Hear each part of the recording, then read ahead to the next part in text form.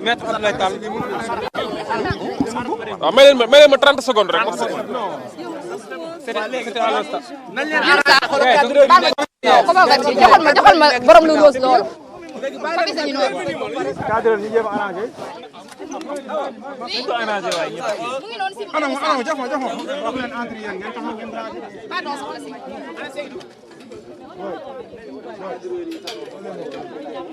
Bay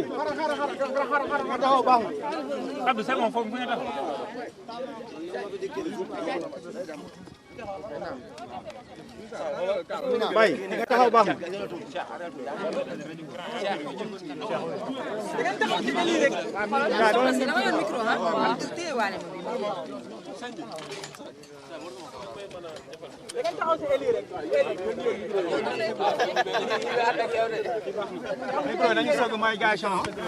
Nous sommes avec Maître Abdoulaye Tall, porte-parole du parti. Ousmane Sonko est là, mais il a quitté le tribunal. Attendez d'abord, il fait d'abord une déclaration. D'accord. D'abord la déclaration.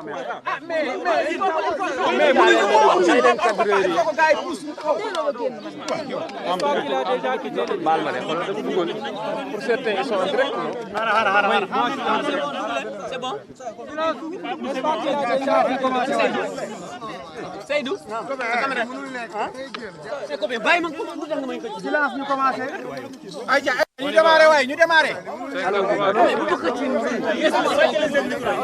Les micros, wàccee les micros yi waay, wàccee les micros yi. Tant que j'entends du bruit, je ne peux pas parler. Tant qu'il y a du bruit, je ne peux pas parler. Allez-y, c'est bon. Est-ce qu'on peut s'écouter, s'il vous plaît? Parce que ce que nous sommes en train de faire, c'est très sérieux. Et je pense que vous êtes en train de faire un excellent travail. Nous soyez en remerciés. Vous avez une obligation, certes, de donner la bonne information à l'opinion, mais que cette information doit être vérifiée. Vous remerciant d'être à la disposition du peuple sénégalais. Je voudrais également porter à l'attention de l'opinion nationale et internationale que Ousmane Sonko effectivement a fait l'objet d'un mandat d'amener pour pouvoir faire face aux doyens des juges d'instruction à travers un PV d'interrogatoire de première comparution des chefs d'accusation de viol et de menaces de mort qui faisaient l'objet d'une procédure pendante devant le 8e cabinet d'instruction et qui a fini par être réattribué à la suite d'un dessaisissement volontaire du juge du 8e cabinet après avoir interrogé son âme et conscience de remettre le dossier au procureur de la République qui a saisi à nouveau le juge du premier cabinet. Ousmane Sonko est entré devant le bureau du juge. Tout à l'heure, je vous ai fait part de l'incident qui est intervenu et qui était consécutif à une violation flagrante des droits de Ousmane Sonko et ce qui était inacceptable pour les avocats et pour Ousmane Sonko. Le bâtonnier de l'ordre des avocats a fait le déplacement accompagné des membres du Conseil de l'ordre pour remettre les points sur les i et rappeler les dispositions qui gouvernent les droits de la défense et le respect de ces dispositions aux doyens des juges d'instruction. Ousmane Sonko, effectivement, a reçu notification des chefs d'inculpation. Et en application de l'article 94 du Code de procédure pénale, Ousmane Sonko dispose d'un délai de 24 heures pour effectivement donner le nom de ses conseils et effectivement préparer sa défense. Aujourd'hui, nous sommes vendredi. Demain, ce sera le week-end, donc les 24 heures nous conduisent jusqu'à lundi. Donc le dossier est renvoyé jusqu'à lundi à 9 heures pour que Ousmane Sonko soit reconduit ici pour faire face au juge d'instruction du premier cabinet, M. Samba Sall. Il est déjà parti. Quels sont les chefs d'inculpation? Voilà. Il est parti où? Attendez, les chefs d'accusation. À la section de recherche. Il est entre les mains des éléments de la GIGN, du GIGN du moins, entre les mains des éléments du GIGN. Donc il n'est pas libre de ses mouvements. Nous présumons que sa destination est la section de recherche. Et nous attendons effectivement d'avoir une information précise par rapport à cette destination pour aviser. Maître, quels sont les chefs d'inculpation qui ont été notifiés? C'est les faits de menace de mort et de viol. Alors, qu'en est-il du dossier de trouble à l'ordre public? Ce dossier n'est pas encore clôturé parce que la procédure est toujours pendante au niveau de la brigade de Tchongo, de la compagnie de Dakar. Parce que Ousmane Sonko n'est pas seul dans cette affaire parce qu'il a été arrêté avec ses gardes rapprochés. Avec un caméraman, d'ailleurs, un de vos confrères journalistes, qui est toujours gardé à vue au niveau de la section de recherche. Parce que la section de recherche a mis à la disposition, ses locaux à la disposition de la brigade de Tchongo, de la compagnie de Dakar. Donc ce sont ces deux chefs d'inculpation qui ont été arrêtés, retenus par le doyen des juges aujourd'hui. Pour ce qui est du dossier du trouble à l'ordre public, du faux dossier de trouble à l'ordre public et de participation à une manifestation non interdite, non autorisée, je pense que ce dossier est toujours sur la voie d'enquête et que l'enquête n'est pas clôturée. Les autres sont en garde à vue, donc Ousmane Sonko n'est pas venu ici pour cette affaire. L'Assemblée nationale a reçu, aux dernières nouvelles, la demande au fin de lever de l'immunité à nouveau, l'immunité parlementaire de Ousmane Sonko, pour une affaire absurde, qui n'est que la conséquence du complot qui a été ourdi à des sommets institutionnels de l'État. Mais Ousmane Sonko, un citoyen serein et responsable, fera face à ce complot d'État, à ce banditisme d'État. Je vous remercie. Je vais laisser à mon confrère vous entendre. Maître, présentez-vous d'abord. Silence d'abord. Silence na ngeen ñu déglonté ah. Ñu déglonté. Waa ñu déglonté. Silence. Ñu déglonté.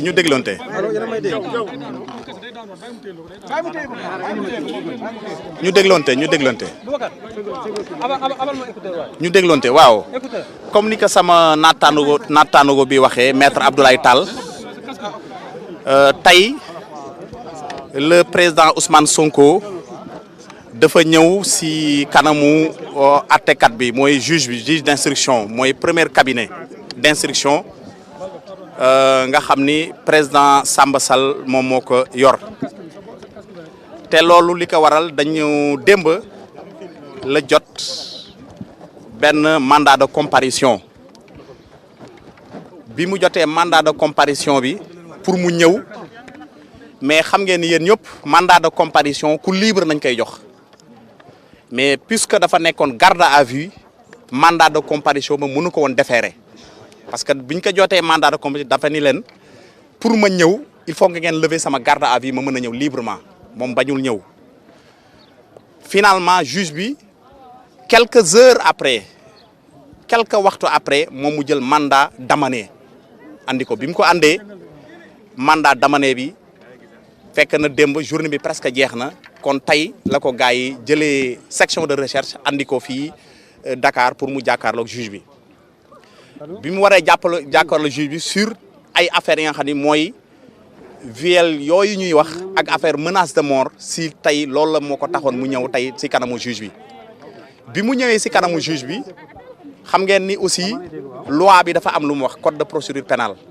en matière criminelle juge bi da lay xamal ni yow lii nan lay toppee su la ko xamalee ba pare mu ne nag am nga 24 heures pour waxtaan ak sa ay conseillers pour ñu ñëw assister la pour ñëw teewee inculpation bi loolu moo taxoon tey président Ousmane Sonko ñëw bi mu ñëwee nag délai 24 heures puisque dafa coïncider ak vendredi loolu moo tax mbir mi ñu dàq ko ba altine incha allah kon altine incha allah su neexee yàlla dina delluwaat si kanamu juge bi pour ñu mën a mu mën ko feeñal ak ñu xam juge bi ban décision lay jël.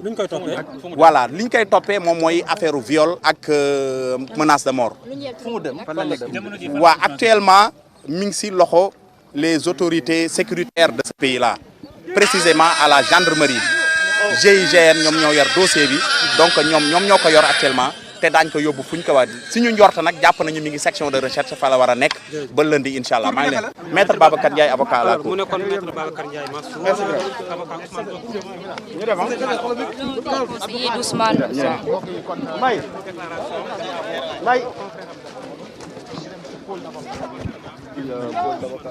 Voilà, li mooy pôle d'avocat bi.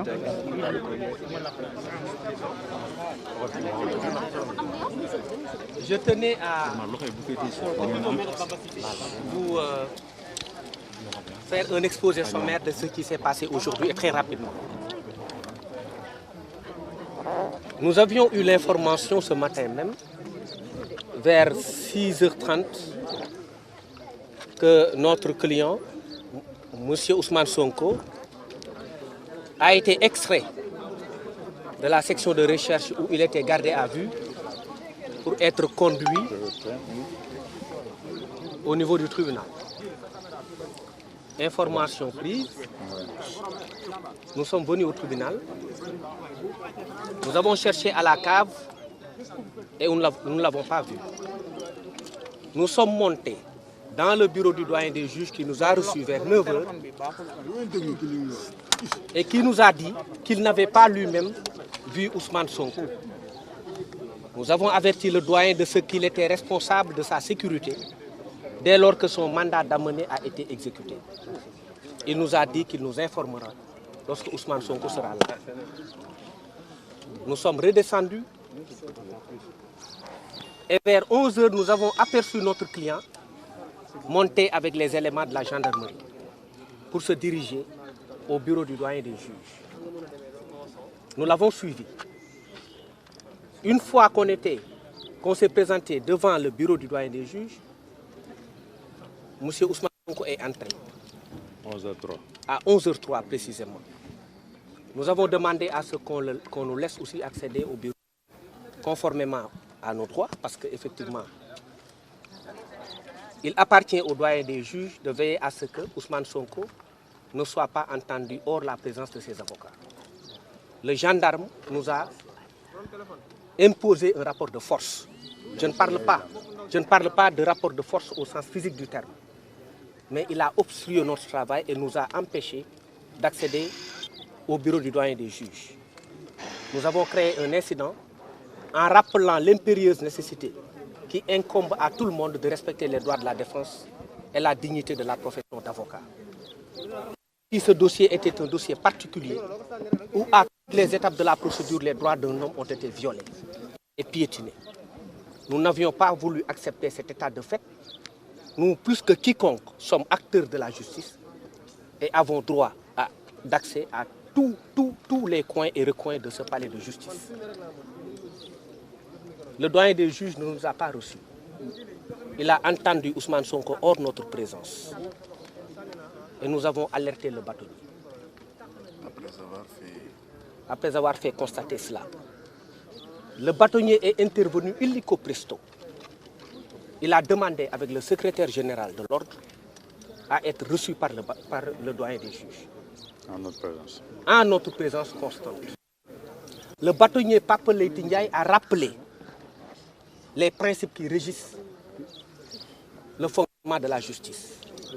Il a rappelé que l'avocat est au cœur du système judiciaire en tant qu'acteur. Il a rappelé qu'il était d'une impériosité que l'avocat soit préservé et respecté. Et que le bâtonnier, lui, Maître Pape Leyti Ndiaye, ne transigera jamais sur ces questions liées aux droits de la défense. La discussion s'en est arrêtée là. Et c'est terminé. Nous sommes partis. C'était pour lui une nécessité de répondre à l'appel du devoir. Et au nom du collectif des avocats, nous rappelons à l'opinion nationale et internationale que le bâtonnier, aujourd'hui, a rendu à l'avocature sa dignité. Ainsi, nous sommes partis. Et c'est comme ça que les choses se sont passées. Ousmane Sonko, son audition a été reportée. C'est le dossier de viol. Et je rappelle que dans ce dossier de viol, le juge d'instruction qui a été saisi en premier, Mamadou Seck, a demandé à être dessaisi du dossier pour convenance personnelle. Nous avons une interprétation sur la question et on ne peut pas s'en passer. Parce qu'il est irrespectueux qu'un magistrat ait convoqué un homme qui prenne le chemin, qui emprunte le chemin pour venir lui répondre, et qu'un autre magistrat viennent dire qu'il fallait l'arrêter et l'amener pour autre cause. C'est un manque de respect du juge d'instruction Mamadou Seck et au juge et à la justice. On ne peut pas admettre, même venant d'un magistrat, futur procureur de la République, que quelqu'un soit convoqué et que l'autre magistrat l'attende et qu'il s'interfère à l'intérieur de cette convocation-là pour aller lui dire ne réponds plus parce que je dois t'arrêter pour autre cause. C'est frustrant pour le juge Mamadou Seck. Normal. Maintenant, je vous informe que Ousmane Sonko sera entendu lundi par le doyen des juges d'instruction qui nous recevra le lundi matin et on vous informera à 11h précisément.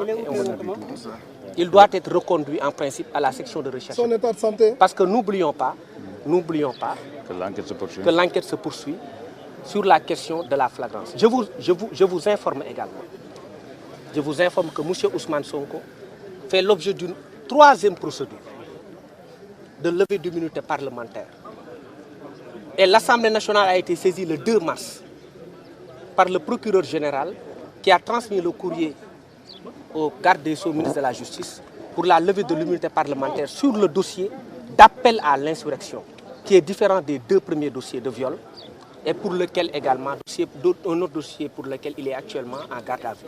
Donc c'est un troisième dossier qui a été ouvert contre M. Ousmane Sonko. Et actuellement, les Sénégalais doivent savoir, et on les informe de cela, qu'une procédure de levée d'immunité parlementaire a été à nouveau enclenchée pour la troisième affaire en vue de l'inculper et éventuellement de le placer sous mandat de dépôt sur cette troisième affaire d'appel à l'insurrection.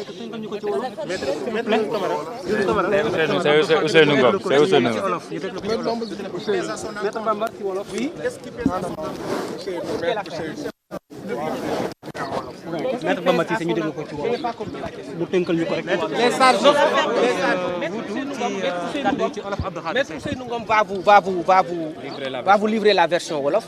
Je tiens également à remercier le président des jeunes avocats qui était là avec nous, Maître Adama Fall. Donc je passe la parole à Maître Ousseynou Ngom. Voilà. Alors Maître Ngom moom nga ñëw nii. Mbokk yi ñu ngi leen di remercier bu baax. Alors Maître Ousseynou Ngom la avocat également Ousmane Sonko. Voilà doon wax rek que ne suñu client Ousmane Sonko li nga xam ne depuis le début mi ngi ko doon jooy di ko déplorer moo continue maanaam li ñuy violer droit wam depuis le début ndax gis ngeen ne procédure bi amoon assemblée nationale respecté gu ñu texte yi bi muy ñëw di wuyu tamit ci convocation juge du 8e cabinet gis ngeen ne niñ ko enlevé moo bi fort na xëy na mais dañuy wax rek exactement li xew violation yooyu continuer ndax li xew tey dafa nekk lu doy waar ndax dañoo gis ne suñu client 4 heures du matin lañ ko jëlee fële di section recherche indi ko fii ci tribunal te biñ ñëwee tamit ñu présenté wu ci bureau doyen des juges à 9 heures ba ñu laajtee gis nañ ne nekkul ci bureau nekkul tamit fa nga xam ne mooy kaaf ba te képp koo xam ne dañ la jàpp indi la tribunal fa lañ la war a yóbbu loolu jaaxaloon ñu lool ñu def ay pression pour jéem a xam suñu client fu mu nekk waaye bépp autorité boo xam ne laaj nañ la réponse bi danaan xaw ma mu nekkoon lu doy waar ba 11 heures ñu jékki-jékki gis suñu client génn ci benn bureau bañ ko dencoon dañ ko yóbbu ci doyen des juges ñu ànd ak moom dem ba ca bunt ba ñu tere ñu dugg ñu taxaw ñun tamit ànd ak suñu te di leen déglu di leen seetaan mais bi ñu toogee 25 minutes gis ne suñu client di Ousmane Sonko mi ngi ci biir bureau doyen des juges mu koy entendre te avocat nekkuñu ci wetam ñu ne leen lii mënutul continuer dafay dakk ndax nag dafa am leen loo xam ne moo ñu tënk ñun ñëpp te muy constitution bu République du Sénégal constitution boobu wax ci article 9 am ne le droit à la défense est sacré il est absolu à toutes les étapes de la procédure maanaam ki nga xam ne dañ koo téye lépp liy droit am dañ ko war a jox ba mu mët sëpp te droit yooyu bu ci ëpp solo mooy ki koy leyal di avocat nekk ci wetam donc dañ def pression bu métti ba ñu dégluñu bi ñu gisee ne incident am na te ñuy remercier nag foofu intervention autorité ordinale yi ku si mel ni secrétaire général de l'ordre dans un premier temps moom moo ñëw gis doyen des juges après bâtonnier ñëw fekk ñu si biir ñu wax ak moom di doyen des juges wax ko ni li nga def ànduñu si te mënuñu si ànd ndax bu ñu jàppee ne yaa ngi entendre suñu client même bu dee sax laaj si identité am la maanaam sa tur sa sant ku la jur ak leneen ak leneen avocat yi dañu war a toog ba bâtonnier ñëwee rappeler ko loolu ne ko lii du lu ñuy négocier ndax nag affaire droit de la défense la kenn du si négocier jàkkaarloo ak moom les yeux dans les yeux xamal ko ne juum nga te lu ni mel bu mu amati ñu fekk ko si loolu ñun ñëpp suñu kàddu doon benn ñu rappeler ko ne ko lii li mel bu mu amati moom tamit parce que nit la rek xëy na tamit dafa juum mu fekk ñu si ànd ak ñun. léegi li ñu leen di xamal mooy suñu client Ousmane Sonko audition am dàqaat nañ ko ba altine waaye li ñuul si soogi mooy dafa am ñetteelu toppe boo xam ne ñëwaat na teguwaat si ndodam ndax bu njëkk ba mbirum sàkku bi la woon viol bi. trouble à l'ordre public participation à une manifestation non autorisée ñëw teguwaat si jàpp leen ne am na beneen charge bu 10 bu tegu si kawam mooy appel à l'insurrection boobaa ñëw tey daluwaat si kawam ñu yéeg tamit ne kilifa yi jébbal nañu assemblée nationale demande de lever immunité donc ñu am yaakaar xalaat ne altine bu ñëwee su dee immunité boobu levé nañ ko di leen ko inculpé waat si ñetteelu charge boobu chef d'inculpation boobu di appel à l'insurrection donc mbir boobu moo xew tey ñu ne ñun bu ñuy wax dañuy wax ak le peuple sénégalais ndax tamit moom mooy arbitre dans cette histoire donc lépp loo xam ne am na dinañ leen informer bu ko defee ngeen bokk ak ñun ci information bi. au même ci wàllu intégrité physique am est-ce que lépp yemb na. waaw ndax ñun bañ ñëwee nag loolu lañ njëkk laaj suñu client dañ koo laaj ne ko baay yaa ngi ci jàmm ndax toog nañ ab diir gisuñu la xamuñu ci lañ nekk mu rassuré ñu ne mi ngeeg wargu yaram mi ngeeg sérénité am tamit lii xew ni yëpp dara yëngalu ko. voilà jërëjëf maître ñu ngi leen di remercier bu baax jërëjëf. alors maître Ousseynou Ngom à l'instant. avocat bu Ousmane Sonko xamante ne moom mooy xibaar concernant. faral objectif bi balaa buy toj. non c'est quoi ça.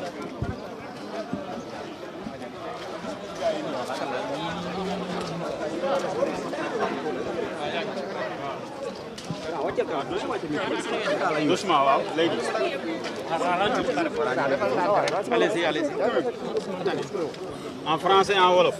Allez-y. D'accord. En fait, je suis maître Ousmane Thiam. Je suis avocat et membre du Conseil de l'ordre. Et donc je prends la parole aujourd'hui au nom du bâtonnier et au nom des membres du Conseil de l'ordre pour préciser qu'il y a eu un incident qui s'est déroulé aujourd'hui à la suite de l'inculpation de Ousmane Sonko. Et le doyen a eu à le recevoir sans la présence de ses avocats.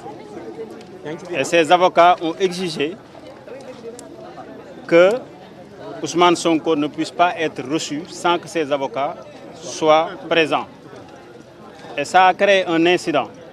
Et quand cet incident a été porté à la connaissance de l'ordre des avocats, avant que le bâtonnier ne vienne, il y a le secrétaire général de l'ordre des avocats qui est venu, et maître Ibrahim Djegen, qui est venu et qui a demandé à avoir un entretien avec le doyen des juges. Et quand il a eu cet entretien, les gendarmes ont pu laisser les avocats rentrer dans le bureau du doyen. C'est dans ces circonstances également que le bâtonnier qui était avisé est venu au palais, et nous sommes tous rentrés dans le bureau du doyen. Et comme nous aussi, nous avons, le bâtonnier est notre personne morale, il a demandé à ce qu'on lui donne les faits. Quand tout le monde a parlé, les avocats de la défense, il a demandé également au doyen de lui donner son avis. Et quand il l'a fait, il lui a demandé, en lui rappelant les règles, en lui disant que les droits de la défense sont sacrés et qu'une personne ne peut pas être entendue, surtout en cette matière où le doyen connaissait que Ousmane Sonko avait des avocats qui étaient venus l'aviser avant que Ousmane Sonko soit présenté au doyen, en lui disant que vous n'aviez pas le droit de l'entendre, même sur son identité, sans la présence de ses avocats. Et le doyen, peut-être, a reconnu, même s'il avait peut-être une intention, peut-être louable, on ne sait pas, mais on lui a rappelé que les règles sont les règles et il faut les respecter. C'est la raison pour laquelle le bâtonnier lui a dit que prochainement, en tout cas, dans les jours à venir, comme l'inculpation a été reportée à lundi, de faire en sorte que les avocats puissent exercer leurs offices sans qu'il y ait une entrave à l'exercice de la profession d'avocat, parce que le droit de la défense est un droit constitutionnellement consacré et c'est un droit de Ousmane Sonko d'être assisté par ses avocats. Est-ce que le doyen des juges a expliqué sa motivation d'interdire l'accès entre guillemets aux avocats, aux bâtonniers? Ce que le doyen a dit, c'est qu'il n'a pas interdit aux avocats de rentrer dans son bureau. Ce qu'il nous a expliqué, c'est qu'il a voulu d'abord avoir un entretien préliminaire avec Ousmane Sonko. Pour aborder quelles questions? Bon, je ne sais pas. C'est ce qu'il a dit en disant que ce sont des propos préliminaires avant d'appeler ses avocats. Et quand les avocats se sont rendus compte qu'Ousmane Sonko était à l'intérieur, les avocats ont demandé aussi à rentrer. Et c'est ça qui a amené l'incident. Comme les gendarmes reçoivent souvent peut-être des ordres, ils n'ont pas voulu obtempérer. Et c'est la raison pour laquelle le bâtonnier est venu, notre personne morale, et il a pu régler l'affaire. Et je pense que de tels incidents ne vont pas se reproduire. Et que les avocats de Sonko, on va les laisser exercer pleinement leur rôle. Et le bâtonnier est strict sur ce point. Et le secrétaire général et le conseil de l'ordre est là pour veiller pour que les avocats de Sonko exercent sans entrave leur office dans le cadre de cette procédure. waaw ci wolof li ma ci mën a wax mooy sànq dañoo ñëw ñu gis ni Ousmane Sonko biñ koy man maître Ousmane Thiam. Je suis membre du conseil de l'ordre. bi ñuy ñëw dañoo gis ni Ousmane Sonko dafa nekkoon ci bureau doyen mais ses avocats se sont rendus compte que ñoom bi mu duggee ñoom dañ leen a tere ñu dugg waaye nag li may wax mooy bi ñu duggee ba régler incident parce que bi ñu ñëwee bi ñu duggee après dañoo aviser bâtonnier bi ñu aviser bâtonnier avant muy ñëw secrétaire général mi ngi fi woon man tamit maa ngi fi woon ñu àndandoo bi ñu àndee secrétaire général dugg gis ak doyen wax ak moom bi ñu waxee ba pare avocat yi ci lañ dugg ci instant boobu la bâtonnier dugg agsi bi mu ñëwee mu ni nañ ko wax li fi xew avocat pour avocat bi ñu désigné ma soxna kan mu wax fee yi ni mu demee mu laaj doyen wax ko doyen wax ko ni mu demee après biñ kiiwee bâtonnier ni ko li muy regretté mooy le fait que mu jël Ousmane Sonko déglu ko ba pare xamoon na ni Ousmane Sonko amoon na ay avocat yu ñëwoon ni ko yaa ko joxoon mandat d'amener ñun ñooy ay avocat am li gënoon ak li règle yi wax mooy boo koy déglu même boo ko waree laaj turam ak santam da nga ko war a wax à la présence ay avocat am toog donc loolu mu ni ko nag bëgguñu ci procédure bu mel nii ñuy empêcher avocat yi di def seen liggéey et donc rappelé nañ ko ni ko booy déglu Ousmane Sonko na nga fexe ay avocat am taxaw ñu exercer seen mission ni ñu ko war a exercer nga xam ni problème yu mel ni dootu fi am li ci am mooy doyen bi ñu ko waxee aussi moom nee na bañul avocat yi dugg ci bureau mais xam nga gendarme yi comme ñoom dañoo yor ay ordre dañ leen koy jox ñoom ñoo bañoon ñu dugg mais finalement bi bâtonnier ñëwee bi ñu waxee ak ñoom réglé nañ dossier bi avocat yi dugg nañ wax nañ li leen naqari bâtonnier rappelé na règle yi te bu soobee yàlla lundi bu ñëwee avocat yi yaakaaruma ni danañ leen empêcher ñu dugg defar seen office et bâtonnier nee na ak secrétaire général ak ñi nga xam ne ñoo bokk conseil de l'ordre ñoom ñëpp nee nañ ñi ngi toog di veiller à ce que Ousmane Sonko ay droit am ñu respecté ko te premier droit bi nga xam si moom la ñu war a seet mooy bu ñu koy déglu ak lu ñu war a mën di def ci moom ay avocat am toog te bu soobee yàlla ñun les membres du conseil de l'ordre ak conseil de l'ordre ñi ngi toog di ko seetaan te du ñu nangu benn yoon aussi ñuy bafouer les droits de la défense droit yi nga xam ne si mooy nit koo xam ne si bu ñu la jàppee wala ñu lay topp ci benn affaire loi daf ni la constitution daf ni am nga droit ñu défendre la donc Ousmane Sonko am na droit ñu koy défendre avocat mi nañ leen bàyyi ñu def seen liggéey te danañ leen bàyyi ñu def seen liggéey parce que loi bi loolu la santaane te ñun ñu ngi ci loolu incha allah. di ko ñu ngi koy man Ousmane Thiam laa tudd. je suis membre du conseil de l'ordre.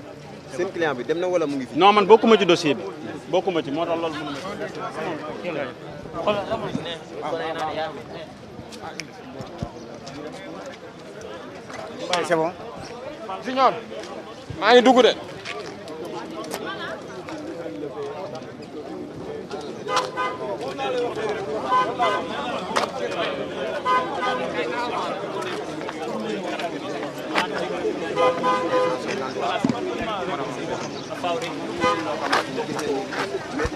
Section de recherche mooy fañ ko kidnappé gàddu ko sàcc ko xaaju guddi indi ko à 5 heures du matin denc ko foo